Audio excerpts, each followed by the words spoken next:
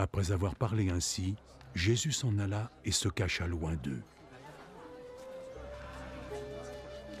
Bien qu'il ait accompli tous ces miracles en leur présence, ils ne croyaient pas en lui. De sorte que ce qu'avait dit le prophète Isaïe semblait se réaliser. « Seigneur, qui a cru en notre message?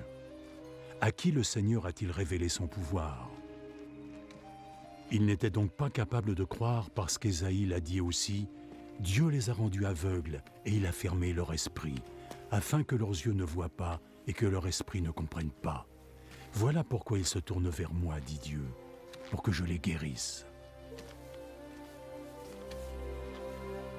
Ésaïe avait dit cela parce qu'il avait vu la gloire de Jésus et qu'il parlait de lui.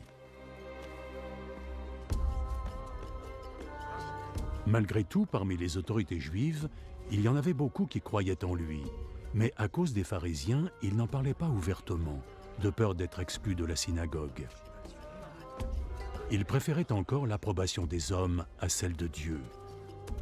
Jésus proclama « Celui qui croit en moi ne croit pas seulement en moi, mais aussi en celui qui m'a envoyé. Celui qui me voit aussi celui qui m'a envoyé.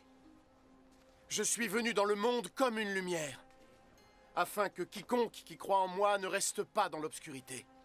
Si quelqu'un entend mes paroles et ne les met pas en pratique, ce n'est pas moi qui le juge.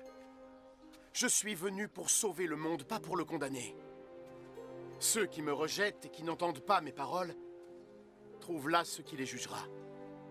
La parole que j'ai annoncée, c'est elle qui les jugera au dernier jour. Et c'est la vérité, parce que je ne parle pas en mon nom. Mais le Père qui m'a envoyé m'a ordonné ce que je devais dire et annoncer.